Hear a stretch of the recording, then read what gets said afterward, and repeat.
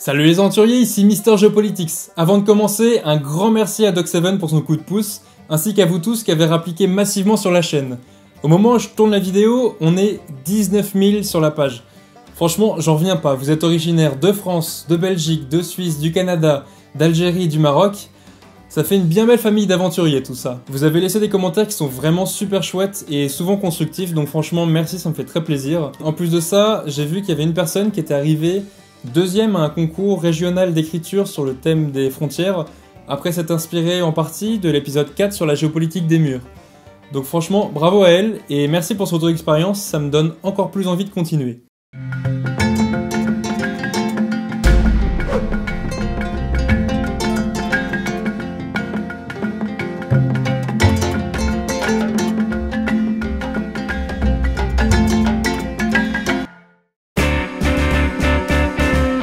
Aujourd'hui, pour ce premier épisode, direction le Brésil, 5e plus grand pays du monde qui couvre la moitié de la superficie de l'Amérique du Sud. C'est toujours intéressant de garder en tête quelques proportions, car le pays est presque aussi grand qu'un continent, même si une grande partie du Brésil est recouverte par la forêt amazonienne. Si l'on prend en compte le PIB, le Brésil était la 9e puissance économique mondiale en 2015, juste derrière l'Italie. C'est un très bon score, bien que malheureusement, on le sait, prendre uniquement le PIB ne reflète absolument pas les contrastes ni le niveau de vie des populations. Des contrastes pourtant fortement marqués au Brésil entre les villes et les campagnes, les femmes et les hommes, les riches et les pauvres, les métis, les populations noires et amérindiennes, et les blancs. Le président Lula a vraiment marqué son pays au cours de ses mandats car avec la mise en place de plusieurs programmes visant à réduire la pauvreté, dont la Bolsa Familia, il a permis une réduction de la malnutrition infantile, la réduction du travail des enfants, l'augmentation du salaire minimum et un accès plus facile au crédit pour les plus pauvres. Donc une situation qui s'est très nettement améliorée, hissant des millions de personnes de l'extrême pauvreté vers la classe moyenne. Cependant, tous les voyants n'étaient pas ouverts malheureusement, et certaines situations problématiques perdurent encore aujourd'hui. On a reparlé des favelas pendant les Jeux Olympiques à Rio le mois dernier, avec des images qui ont laissé échapper une certaine réalité de ces quartiers. Une réalité particulièrement tragique, sachant que des affrontements entre la police et les populations de certaines favelas ont éclaté peu de temps avant les JO, faisant plusieurs morts, et dont l'événement a bien évidemment été passé sous silence sur la plupart des chaînes internationales. Je vous propose donc dans un premier temps de voir ce que sont les favelas, comment elles sont apparues et où on les trouve, pourquoi la situation y est problématique, avant de finir sur les solutions. Tout d'abord, je tiens à vous dire que je n'ai jamais eu l'occasion de visiter le Brésil ni ses favelas, mais j'ai pu étudier longuement la pauvreté, l'informalité et l'urbanisme des quartiers pauvres au Maroc, en Turquie, et notamment dans le quartier syrien à Izmir, ainsi qu'au Mexique.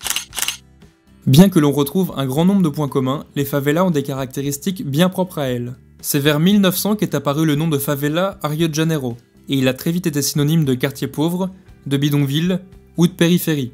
Le développement rapide du pays a fait qu'on assistait à un important exode rural dans les années 1960, des départs massifs de populations pauvres des campagnes vers les villes, et principalement vers les villes du sud et du sud-est. En arrivant dans ces zones urbaines, l'urbanisme des villes, orchestré par le gouvernement, a poussé les plus pauvres à la marginalisation, souvent en périphérie des villes. Jusque-là, rien de nouveau, c'est un phénomène qui est commun à de nombreuses grandes villes à travers le monde.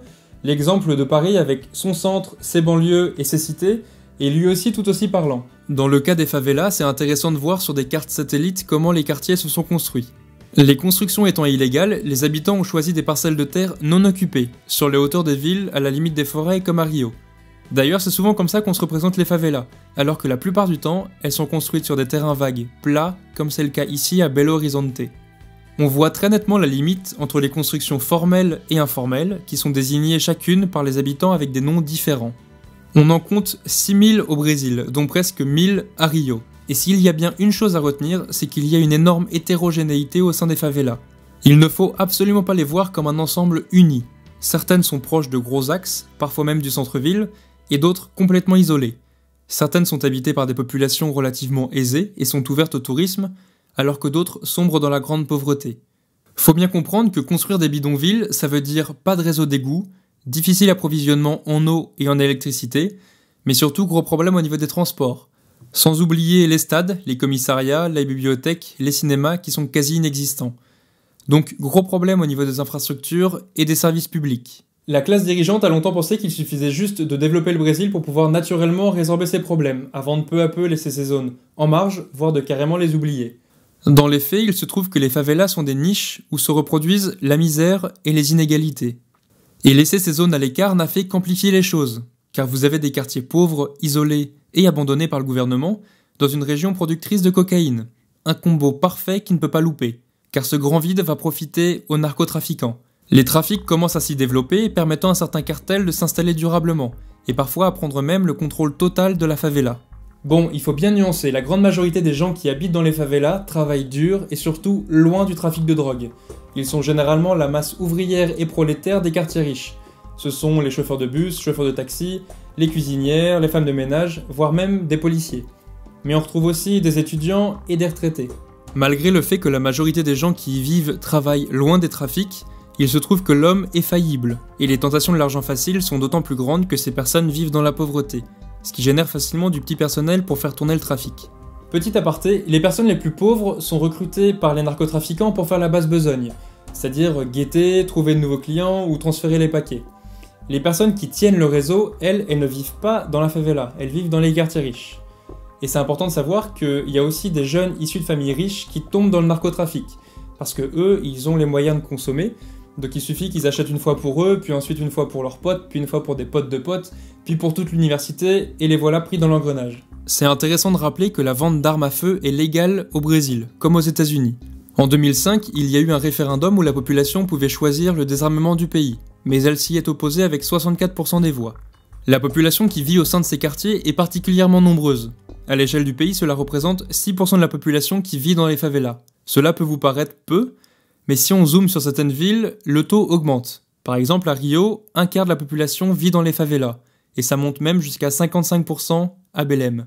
Donc pour la sécurité des habitants, mais aussi parfois sur fond de récupération politique, et plus particulièrement sur fond de récupération électorale, le gouvernement a entrepris de stabiliser la situation dans ces quartiers. Il a lancé un programme de reconquête des favelas, qui au cours de ces 30 dernières années, a évolué en 3 étapes. Clairement, il faisait face à un problème complexe et tout s'est pas vraiment passé comme souhaité. Tout d'abord, c'était à la police civile et militaire d'intervenir dans les favelas. Imaginez juste la difficulté de reprendre ces quartiers alors aux mains de narcotrafiquants armés, d'autant que la police n'était que peu entraînée aux techniques militaires du combat de rue. Les descentes de police étaient donc particulièrement remarquées.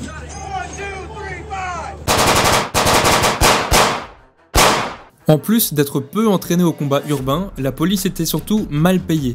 Chose un peu problématique car les narcotrafiquants avaient, eux, du cash entre les doigts. Et très vite, certains policiers ont cédé au soudoiement des gangs, se convertissant alors en policiers ripoux. On note de nombreux cas où les flics abusaient de leur pouvoir pour pomper de l'argent partout où ils pouvaient, en demandant des pots de vin aux commerçants, en mettant des contraventions abusives aux populations, ou encore en revendant des armes confisquées aux narcotrafiquants. Il y a d'autres anecdotes qui montrent à quel point les policiers pouvaient être démunis face à la situation. Trouver les meurtriers d'un crime pouvait parfois se révéler extrêmement complexe dans les favelas, à cause des lenteurs administratives et de la bureaucratie, du danger des représailles et des ripoux qui mettaient des bâtons dans les roues.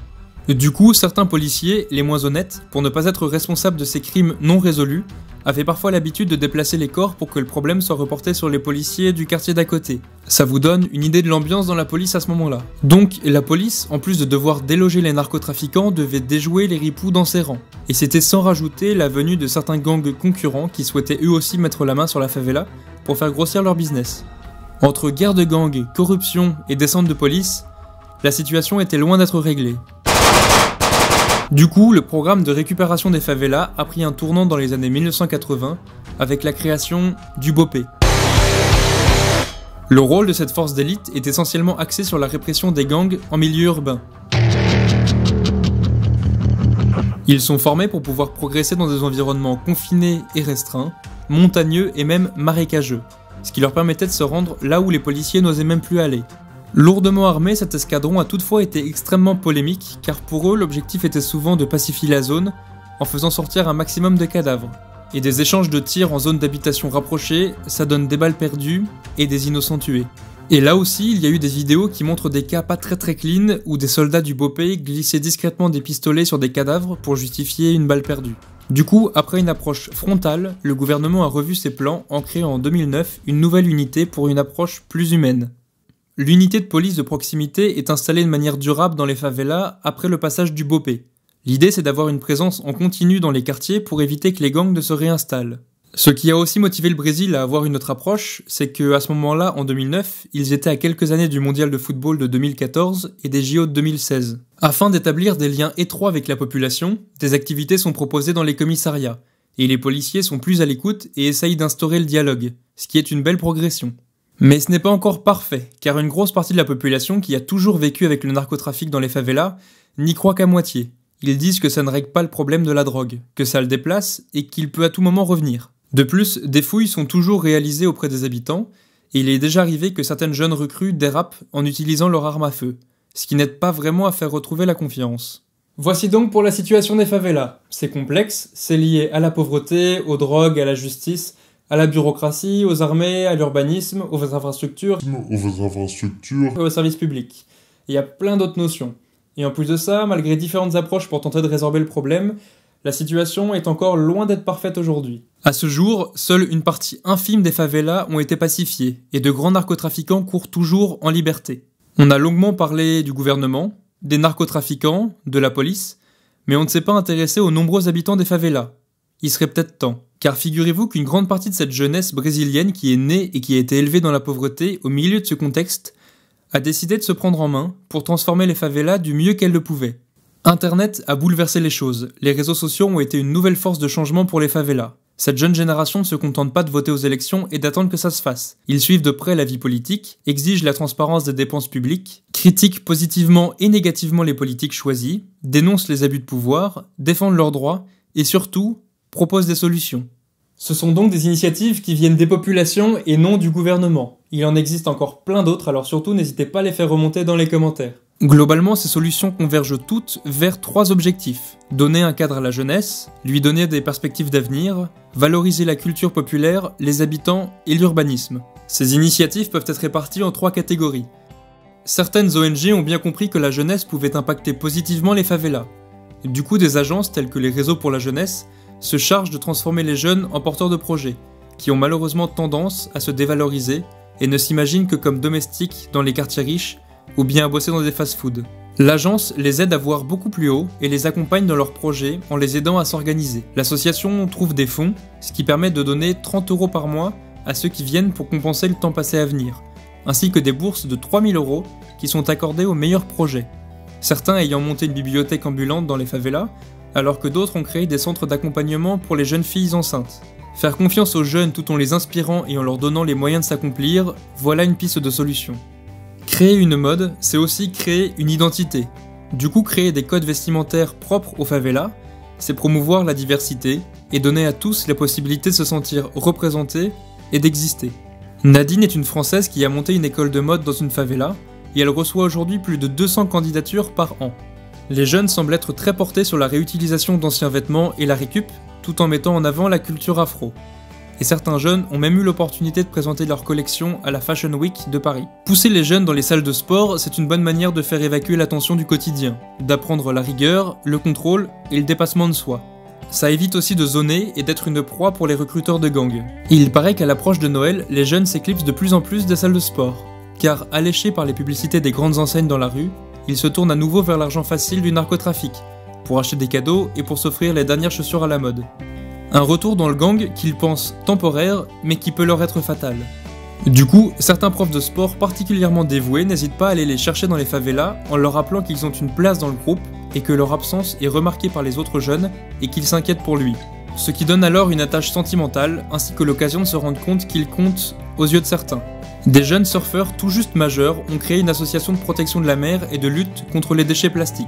Comme quoi le sport peut inciter à aller plus loin et à s'engager davantage. Et comment parler de sport dans les favelas sans parler de la judokate Rafaela Silva, arrivée première de sa catégorie au JO de 2016. Vous pouvez pas imaginer l'ovation que lui ont fait les habitants de sa favela lorsqu'elle est rentrée avec une médaille d'or entre les mains. On a vu que l'identité passait par la mode, mais aussi par la musique.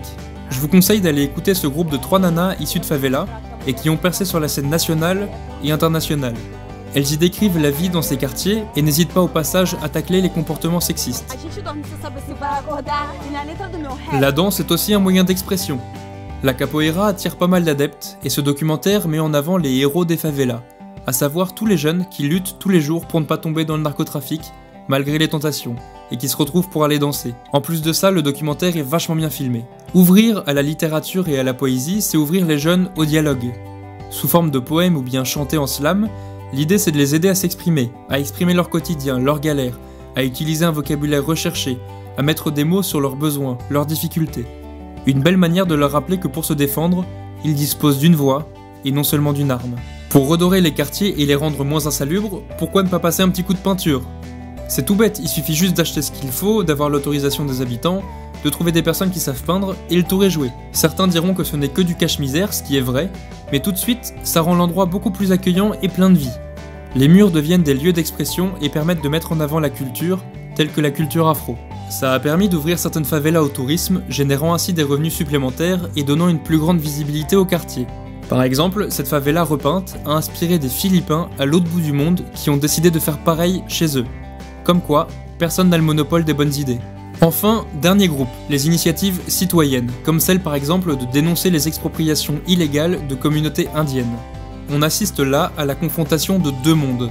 Difficile pour ces personnes de prouver que ce territoire leur appartient et qu'ils l'occupent depuis des siècles, lorsqu'ils font face à un promoteur immobilier, un peu gourmand, qui leur demande un justificatif écrit alors qu'ils se voient déjà construire un quartier résidentiel sur leur territoire. Des solutions existent, et certaines communautés indiennes ont déjà gagné des combats contre l'urbanisme galopant en mobilisant l'attention publique et en dénonçant les expropriations.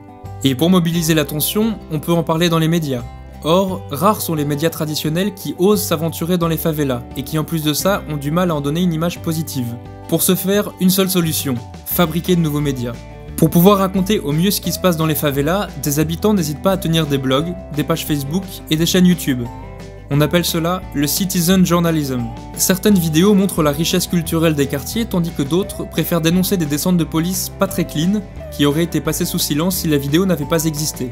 Cela donne une voix au quartier, qui ne reste plus silencieux, une voix pour se défendre et pour inviter à voir les favelas différemment. Vivre la vie que vous voulez dans un endroit où la promiscuité est telle que vos voisins sont au courant de tout n'est pas une chose aisée. Les habitations sont tellement proches les unes des autres que tout le monde voit tout le monde sait tout. Le Brésil est le pays qui compte le plus de catholiques au monde, donc en plus de la promiscuité s'ajoute un comportement influencé par un certain dogme religieux, auquel se rajoute par-dessus une certaine culture machiste, encore un peu enracinée, bien que cela a beaucoup changé.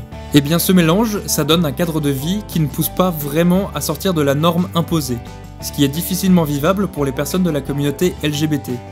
Heureusement, certains d'entre eux se sont battus pour affirmer leur place dans la favela et dans la société, et ils organisent aujourd'hui de grands événements festifs comme les Brésiliens savent le faire, tout en ouvrant les événements à des sujets plus larges comme les risques sanitaires, l'éducation sexuelle et les risques liés aux maladies. Je n'ai réussi qu'à trouver la bande-annonce du documentaire Favela Gay, mais si quelqu'un trouve un lien pour le docu complet, n'hésitez pas à le mettre dans les commentaires, je pense qu'il mérite d'être vu. Voilà pour notre petit tour des solutions, de quoi redonner un peu le moral face à une situation décidément complexe. Encore une fois, il existe plein d'autres initiatives pour valoriser ces quartiers et ses habitants, et certaines d'entre elles sont tout à fait applicables ailleurs dans le monde, dans les bidonvilles en Inde, en Afrique du Sud, ou bien dans les cités des grandes villes européennes. Donc surtout, n'hésitez pas à faire passer le mot à vos potes, c'est le moment de faire du bruit. Vous pouvez retrouver toutes les infos dans la description. Et comme annoncé dans la dernière vidéo mise en ligne, j'ai lancé un Tipeee, car j'essaye de relever le pari de pouvoir vivre à plein temps de ces vidéos et de pouvoir y dédier 100% de mon temps. Jetez-y un œil, il y a plus d'infos, et pour chaque montant donné, vous obtenez une contrepartie, comme des fichiers MP3 pour compléter les épisodes, des rencontres, des cours de vidéo, ou encore des sessions de groupe sur Skype. En quelques jours, vous avez déjà été une dizaine à contribuer, donc du fond du cœur, merci, et je vous dis à très vite les aventuriers.